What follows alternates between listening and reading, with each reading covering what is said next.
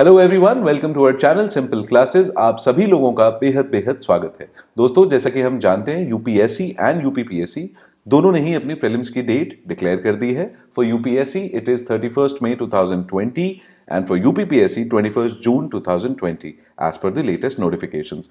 Time बिल्कुल भी नहीं है। आई रियली होप कि आप अपनी तैयारी सिस्टमैटिकली कर रहे हैं, रेगुलरली कर रहे हैं। इसी तैयारी का एक बहुत ही इंपॉर्टेंट महत्वपूर्ण हिस्सा होता है revision. It can't be overemphasised कि रिवीजन के बिना आप जितनी भी चीज़ें प्रिपेयर कर रहे हैं उसको आप ऑप्टिमली यूज़ नहीं कर पाएंगे, उस नॉलेज को ऑप्टिमली यूज़ नहीं कर पाएंगे when you are taking the exam. इसी चीज़ को कंसिडर करते हुए सिंपल क्लासेस ने एक सीरीज स्टार्ट की है करंट अफेयर्स को रिवाइज करने के लिए। हम इस सीरीज में करंट अफेयर्स का रिवीजन करेंगे थ्रू एमसीक्यूज, ताकि आप वो कंसेप्ट जो भी आपने पढ़े हैं, जो नॉलेज आपने गेन की है, वो आपके दिमाग में फ्रेश रहे। आई रियली होप ये सीरीज आपको पसंद आएगी। Please share your feedback and please subscribe to our channel simple classes.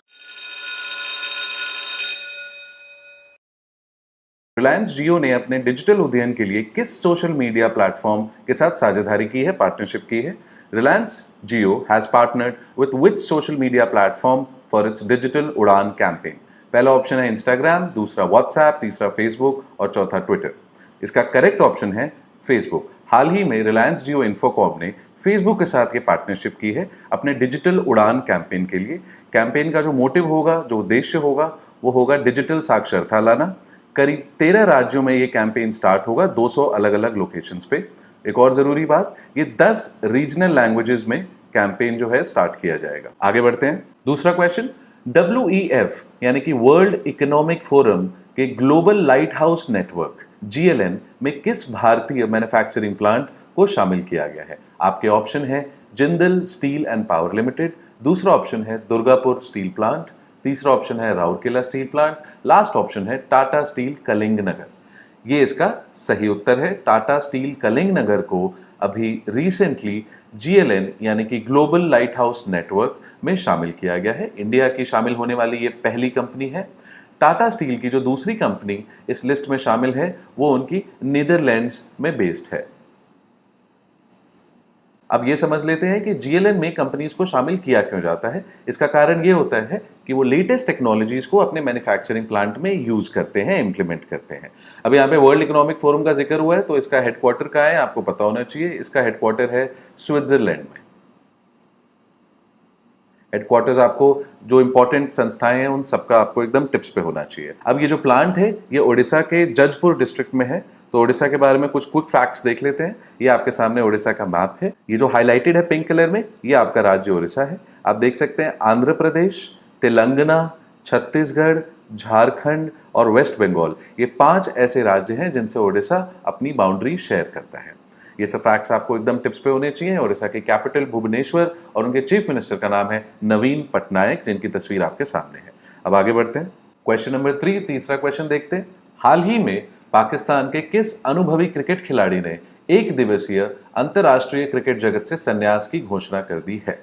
Which player from Pakistan has announced retirement from one-day international cricket? आपके ऑप्शंस हैं शाहीन अफरीदी, शोएब मलिक, हसन अली और शादाब खान। सही जवाब है दोस्तों शोएब मलिक। ये उनकी आपके सामने तस्वीर है। अब जिक्र पाकिस्तान का हुआ है तो पाकिस्तान में रिसेंटली इलेक्शंस हुए थे जो जीते थे इमरान खान की पॉलिटिकल पार्टी ने। इमरान खान की पॉलिटिकल पार्टी का नाम है तहरीक इंसाफ। ये पॉलिटिकल पार्टी उन्होंने 1996 में फाउंडर थे उस पॉलिटिकल पार्टी के, और इमरान खान पाकिस्तान के 22वें प्रधानमंत्री हैं।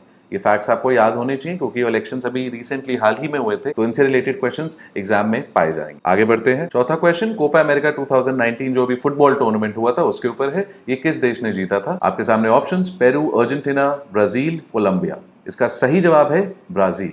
ये जो इवेंट है ये साउथ अमेरिका में हुआ था। अब साउथ अमेरिका दुनिया में कौन से नंबर पे आता है कॉन्टिनेंट अपने साइज के हिसाब से? 4th नंबर पे। इसके अंदर में टोटल कितनी कंट्रीज हैं? 12 कंट्रीज। इन कंट्रीज में से सबसे बड़ी कंट्रीज है ब्राजील, जिसने कोपा अमेरिका 2019 का इवेंट जीता है। ब्राजील के बारे में फटाफट उसका मैप देखते हैं। ये आपके सामने जो सबसे बड़ी कंट्री है ये ब्राजील है। अब इसके नियर बाई कंट्रीज जो इससे बॉर्डर शेयर करती हैं उनको फटाफट देख लेते हैं। पहली कंट्री है यूरुग्वे, दूसरी है पैराग्वे, तीसरा बोलीविया, चौथा पेरू, फिर कोलंबिया, वेनेजुएला, गयाना, सुरिनाम और काइन।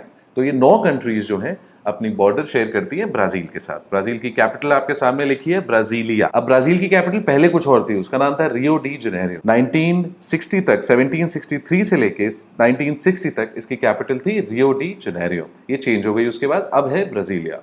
इनके प्रेसिडेंट का नाम है जैर बोल्सोनारो। ये सारी डिटेल्स आपके टिप्स पे होती होंगी, आप वीडियोस फॉलो करें अच्छे से। इसको इतनी बार हम रिवाइज कराएंगे कि आपके टिप्स पे ऑटोमेटिकली आ जाएंगे। अब आगे बढ़ते हैं, अगला क्वेश्चन देखते हैं, पांचवा क्वेश्चन है अंतर्राष्ट्रीय सहकारी दिवस यानी कि इंटरनेशनल कोऑपरेटिव डे, ये 2019 संस्करण का विषय क्या है।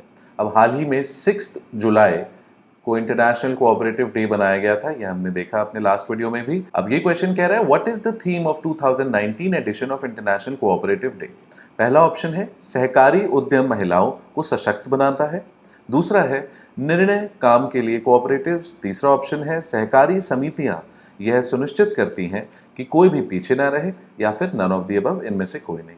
इसका करेक्ट ऑप्शन है निर्णय काम के लिए कोऑपरेटिव्स फॉर डिसेंट वर्क। ये थीम था 2019 एडिशन का आईसीडी के। आईसीडी रिसेंटली 6 जुलाई को बनाया गया है। हम पहले भी ये डिस्कस कर चुके हैं, एक बार मैं फिर दोहराना चाहूँगा। इंडिया के अंदर में कोऑपरेटिव सोसाइटीज़ की जो फॉर्मल बिगिनिंग हुई थी औपचारिक तौर पे, वो 1904 से हुई थी, जब cooperative credit societies act British government ने इंट्रोड्यूस किया था। तो दोस्तों, आज की ये क्लास यहीं समाप्त होती है।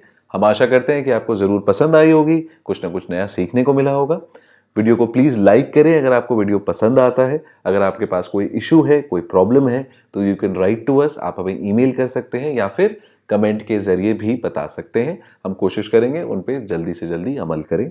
इसके अलावा मैं आपसे रिक्वेस्ट करता हूं कि इन वीडियोस को प्लीज़ शेयर करें जितना हो सके अपने दोस्तों के साथ, अपनी कम्युनिटीज़ में, ताकि इस completely free, absolutely free crash course का फ़ायदा ज़्यादा से ज़्यादा लोगों तक पहुंच सके। Thank you so much for your time. अब आपसे अगली क्लास में मुलाकात होगी। आज के लिए बस इतना ही। Thank you.